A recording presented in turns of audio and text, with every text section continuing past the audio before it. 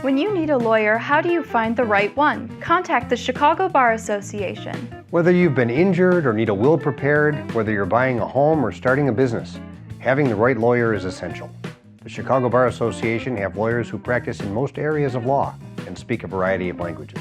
Don't leave it to chance. Get a referral to a screened, experienced lawyer. Visit chicagobar.org or call 312-554-2001. The Chicago Bar Association. Se habla español.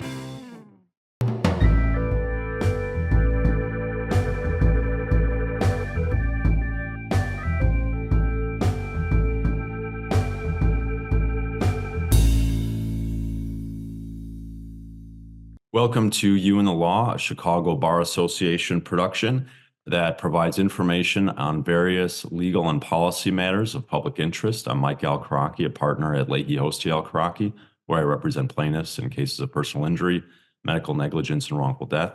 I'm an adjunct professor here in the city at UIC Law and Loyola Law, and I've been a member of the Board of Managers for the Chicago Bar Association. On this installment, we have a very special guest, professor, scholar, and much more.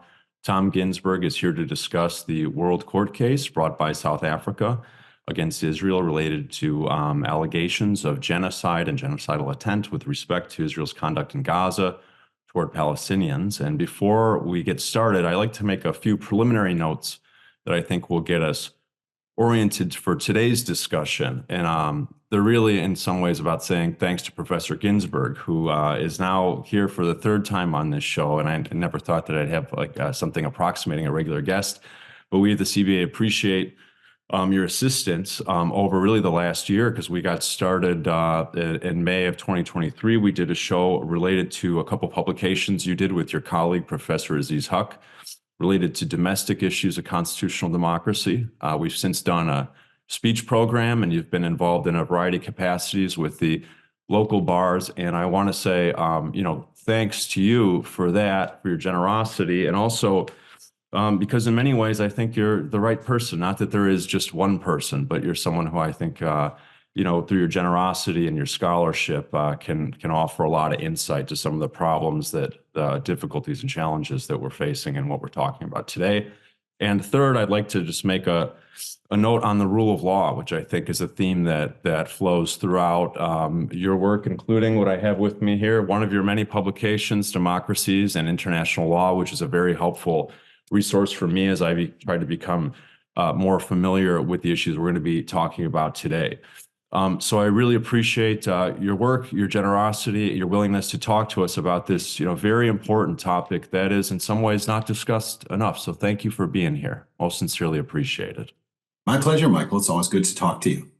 In the preface to your book, and we didn't discuss this before. I actually meant to bring it up, but I'll spring it on you now. In the preface to your book, you start with the one I just mentioned, Sir Hirsch Lauterpacht, if I'm pronouncing that correctly. And I think that might be a good jumping off point for us for probably some similar reasons to why you decided to discuss that in the beginning of your book, because you identify him as a transformational figure in a few ways. One, just in terms of his own life at the time, what he was going through. Two, in terms of what the Jewish diaspora was dealing with. And three, in terms of international law itself and really the development of what we understand today as international law. So maybe that's a good place for us to start the conversation, if you think so. Yeah, that's terrific. It happens to dovetail with the broader theme, because I actually was in The Hague for the International Court of Justice decision. I had a long scheduled lecture that weekend on the topic of the Holocaust and human rights, in which I talked about Lauterpacht. And it was giving the lecture at the Peace Palace. So I was there when all this was going on. The South African ambassador and the Israeli ambassador were at my talk. So I felt like I was kind of right in the middle of those things. And Lauterpacht was my entry point. So who was he? He was born in Galicia, which is now Poland, and southern Poland, and came up in a time when Jews were just getting liberated. He was a Zionist in his youth. Eventually, he, through sheer force of will, becomes a great scholar and moves to the United Kingdom, and eventually becomes the British judge on the International Court of Justice, which we'll be talking about today.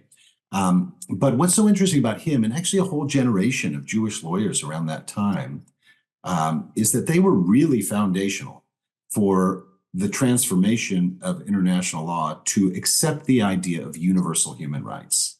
Before World War II, you have some notions of rights, but they tend to be very focused on specific individuals and movements, the abolitionist movement against the transatlantic slave trade, something called the Minorities Treaties, which protected Jews and other minorities in the newly formed Eastern European countries after World War I. But the system obviously didn't work very well. So it's after World War II, after the horrors, that the world refounds international law on the basis of human rights. And Lauterpacht wrote a book called An International Bill of Rights for Man, I think it's called, that was really laying out the idea for a universal declaration of human rights. I'll just mention one other figure in this light, because in light of our topic, which is a man named Raphael Lemkin, who was apparently from the same town and learned about the Armenian genocide as a young man and was just shocked that there was no punishment for the perpetrators of it, coins the term genocide and eventually helps to prosecute Nazis in Nuremberg and contributes to the Genocide Convention, which is exactly what's at issue. So it's a very interesting story of how the rights of particular groups, they became cosmopolitans, and we're all the better off for it. Thanks very much. And I like to focus on one aspect of that and use it as a transition to the ICJ, and then we can talk about the beginning of the ICJ, the International Court of Justice. Along with the dynamics that you just referenced, and I think you also discuss it as a theme in your writings, is a shift from the focus of, in terms of international law, state interest to human rights, so a little bit of a human rights focused paradigm. Can you share, if it's to the extent that that's accurate or I'm presenting it appropriately, a little bit more on that concept?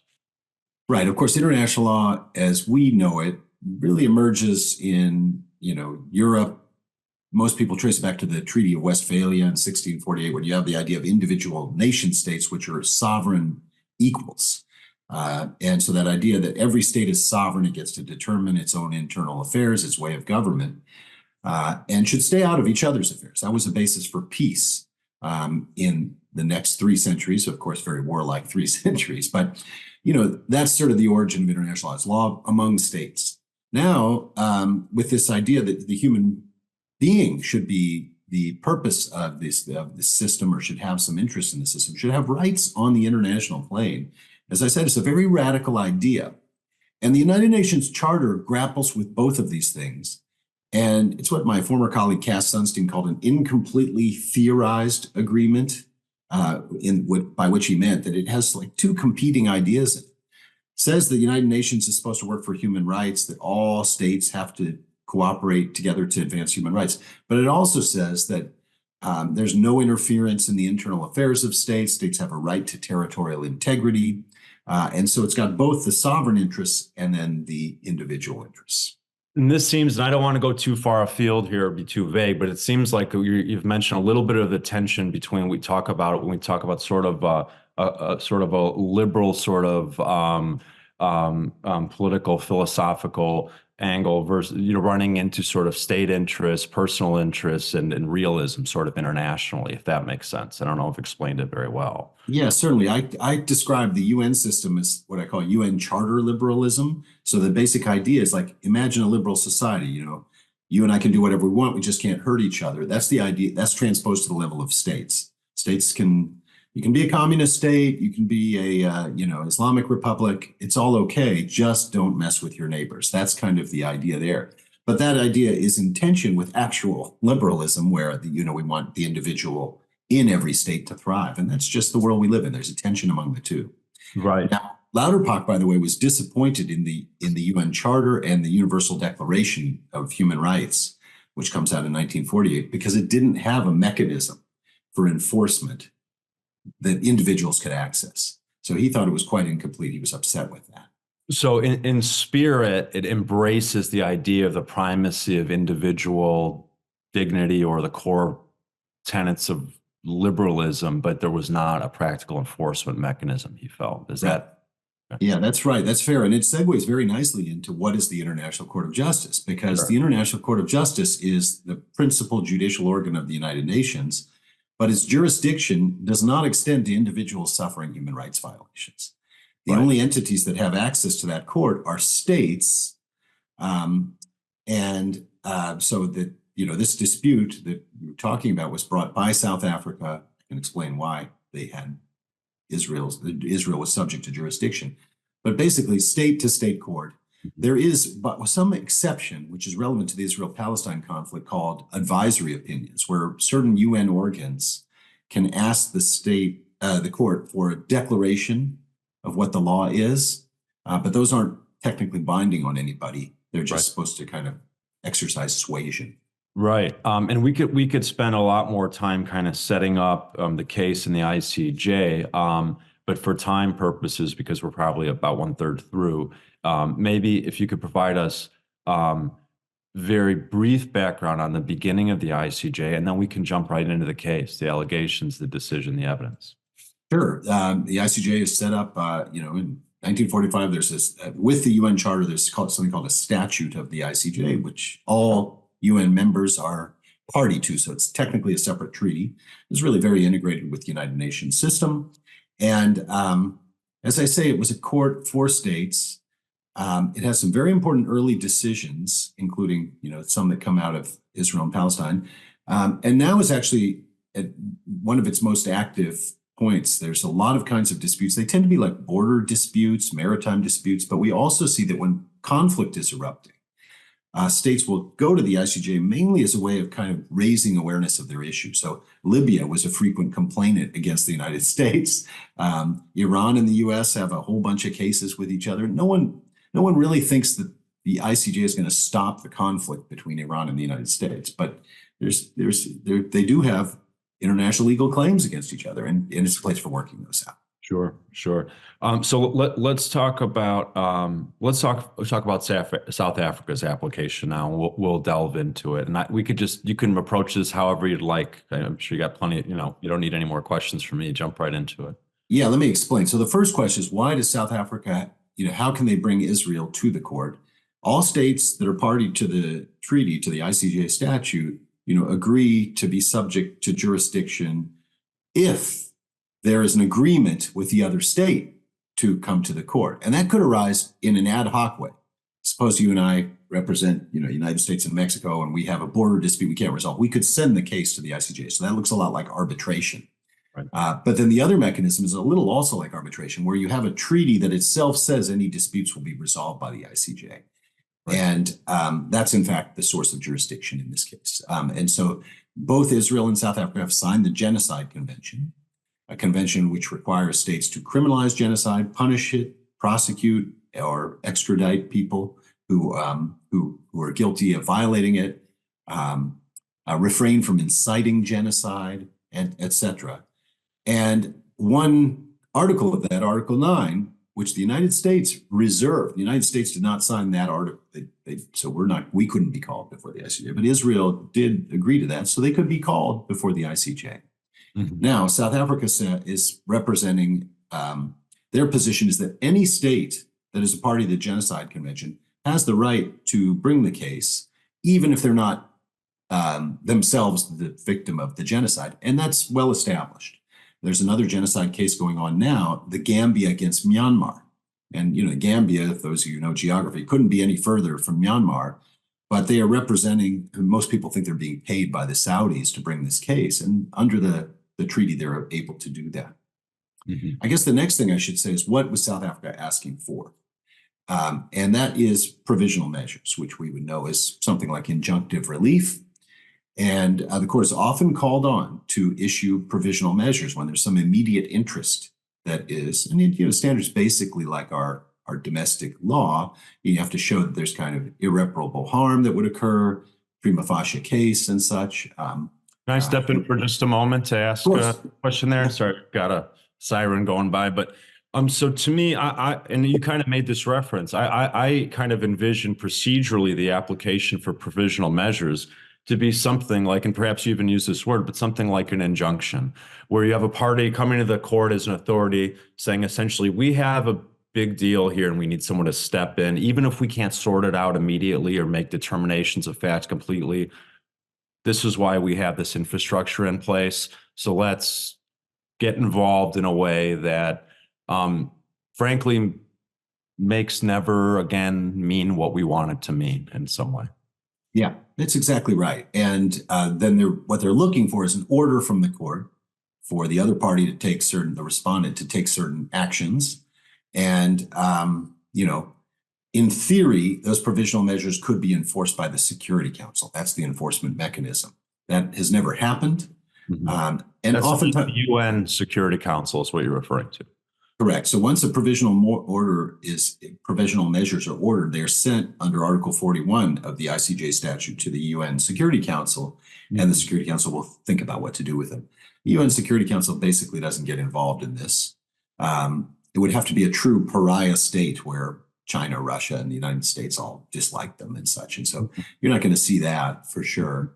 But can I ask a question about that? Is that because of the kind of power dynamics of the Security Council and veto, or what dynamics go into that? Because certainly now people are starting to have the idea that the United States has disproportionate power on the UN Security Council and is able to exercise a single veto.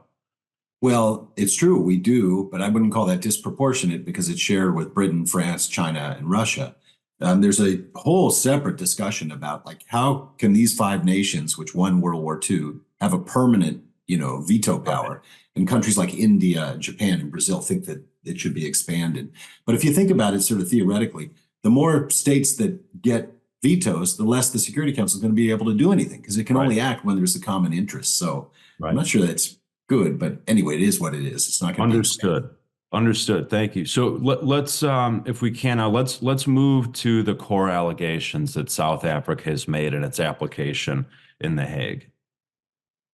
Good. So they are alleging genocide. I'm just going to share my screen to show you a slide of what that actually, how it's defined in the Genocide Convention. Just share it and then I'll close that after a bit. So Genocide Convention prohibits, as I say, incitement, etc., of genocide. What's genocide? Well, it's a little bit broader, and this is something that's important to recognize. The paradigm, of course, is the Holocaust, right? That's what was informing the drafting of this. But the actual statute is broader. The actual language of Article 2 is broader and includes acts that Raphael Lemkin thought, would amount to genocide. And it's got various acts, as you can see: killing members of the group, causing bodily harm, deliberately inflicting conditions of life to bring about physical destruction, imposing measures to prevent births, interestingly, or taking children from one group to another, like Australia's program of taking Aboriginal children. The key point, though, and the hardest thing for South Africa to show will be the predicate level of mens rea, if you will, the intent ones. Can I jump in there for a moment? And that's always, just even as a litigator, we know that when we try to get into someone's head, that's often a challenging aspect of our case. I mean, we know that. Absolutely. And if then you think, well, this isn't a person, this is a state. What does it even mean for a collective entity to have an intent? Sure. So to what degree, and I know it's very clear. In fact, there are sections specifically dedicated to these statements. To what extent do the public proclamations of heads of state play into that? For example, and we don't need to go through all of them or even many of them because they're set forth in great detail, but there are statements that South Africa has identified that I think everyone paying attention to is familiar with right now, from the Prime Minister, from Netanyahu, from Ben-Gvir, from Smotrich, from even the President Herzog, that essentially the allegations by South Africa are that these statements and ones like those house clearly a genocidal intent in a variety of ways, whether it's failing to distinguish between civilians and militants, or affirmatively saying that, for example, Herzog said, I think it's a whole nation out there who's responsible, is his language. So to what degree does that evidence, how would you consider that type of evidence? Yeah, so they had to bring that because they have to show intent, and the intent has to be to destroy the group in whole or in part. So you've got to have some evidence. They really are. They're not just doing bad actions. We, by the way, have plenty of other law relevant to bad actions. There's war crimes, there's crimes against humanity. Those are not the subject of the jurisdiction of the International Court of Justice. They are a target of an investigation by the International Criminal Court, Right. which could punish specific individuals. But right. So then you have these various statements by the Israeli government, very right-wing government, including, ministers who are frankly racist, some of them, and they have said Senator various. Beer, I believe, is convicted for supporting terrorism, I believe. Yeah, he's part of a right-wing group. He's the party was actually banned in Israel, in the last century, but there's a movement there. So now he's part of Netanyahu's coalition. So he's saying these horrible things. We need more death or whatever, and we're gonna, there are no innocents and such. And so here's though so that was important because it allowed the court to say there's enough evidence here that we should keep going and we can investigate. And the irreparable harm was easy because there's an ongoing war. Right. I'll get to what they ordered in a bit. But in terms of the intent thing, how is this going to play out? Well, first of all, this was just provisional measures. Now we enter a phase of, does the court actually have jurisdiction? When you grant provisional measures, you can't prejudge the merits, obviously. And so there's going to be a jurisdictional phase where Israel contests jurisdiction, probably will lose that. But then there will be a merits phase. And this is going to take many, many years. Right. And when the court gets around to doing it, based on their other cases on genocide, I predict that they won't find that Israel had the intent to commit genocide. I predict that because when you're looking at the evidence of what is state intent, you do look at statements of heads of state, but you also look at them in the totality. And this was the Israeli argument that is, that there's, you have to look at the decisions of the war cabinet, of the prime minister. You have to look at what they are saying in terms of humanitarian relief, whether or not they're granting it and such. So I predict that at the end of the day, there will be some kind of finding of liability for incitement to genocide. And that's a separate head of liability under the Genocide Convention. And those leading figures aren't supposed to say what they said. And one good consequence of this decision, I think, will be that they will stop talking that way, which at the margins will help Palestinian lives in Gaza, I would hope.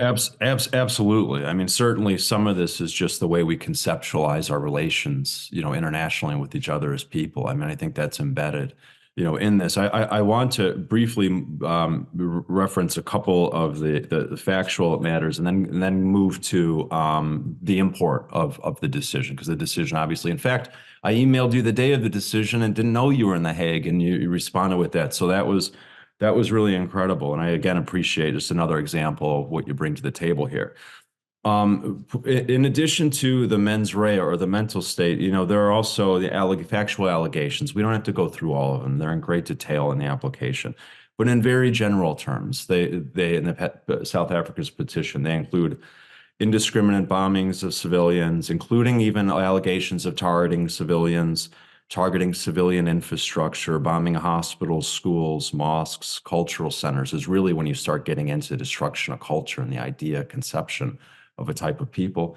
And then perhaps, journalists, and people reporting on it, and then allegations of torture. And the last thing I kind of would throw in there to kind of, just the general dehumanization, which we want to avoid. I think that's really at the heart of it. Really at the heart of it is trying to be aware of the dehumanization, that anybody in any state can get involved in if we're not aware of it. So we do have a decision now of provisional measures, and it is moving in a way that is hopefully away from what is essentially that hellish dehumanization. Even if we can't get to heaven, I think there's an idea in international law that even if you can't spare it, you want to at least keep us away from hell. There's not, and that's the goal here. That's certainly embedded in the Truth and Reconciliation process, which may be sort of, in spirit, something that's related. So can you share some thoughts on where we're moving now that we have the provisional order? Yeah, I mean, and by the way, I think the single biggest factual predicate for a genocide finding, because many of the things you described would be come under the category of war crimes and things like this, which are, as I said, separate, but was the blocking of water and power and such, which Israel has an obligation to continue because they did occupy it unquestionably till 2005. Whether it's still occupied is contested. Personally, I think it is not. It was not occupied on October 6th, but we could argue about that. There's some technical reasons why people would say I was wrong. But regardless of that, the water and the power, all of that is tied to the Israeli grid, if you will, and cutting that off, is creating conditions in which life can not really work. And so that, I think, is the single biggest, best allegation, if you will, for the South African argument. And dehumanization, absolutely. I think that in the end, I describe the decision actually strangely as a win-win-win, because one of the things South Africa asked for was an end to the entire campaign. And I didn't predict that the court would grant that. They have done it before when in the Russia-Ukraine genocide case, because Russia's invasion of Ukraine had no factual predicate. It wasn't a war of self-defense. It was claimed to be to prevent a genocide, and that was factually false. The Israelis do have a right of self-defense or something like that with regard to the attacks that occurred on October 7th. And so the other reason the court would not order a complete cessation of hostilities is that Hamas is not a party to this hearing, and South Africa has no control over them. So, you can't order one side in a conflict to just stop when they have some legitimate interest, even if they are violating the laws of war in carrying that out. Understood. So, and I really hesitate to interrupt you, but we're right at our end here, and I want to preserve everything that we have done so far. Do you have a quick thought you want to conclude on? I hate to interrupt you at any time. Yeah, look, I just think they did, just to get on the table, what did they order? Israel now has to report. They have to increase the humanitarian aid. And this, I think, again, at the margin is a good decision, because it will hopefully save just one or two, or if it saves one more life, then it's a good thing. Well, Professor, I really can't thank you enough for all your work and your generosity to the CBA. And I will say, just personally, I think that you really come to this with not just a brilliant mind, but a great heart, which I think is what you need for this type of work. And I really appreciate your scholarship, your courage, your leadership on this. And I think you're doing what lawyers should do. So we really appreciate it. Thank you very much. Thanks so much, Michael.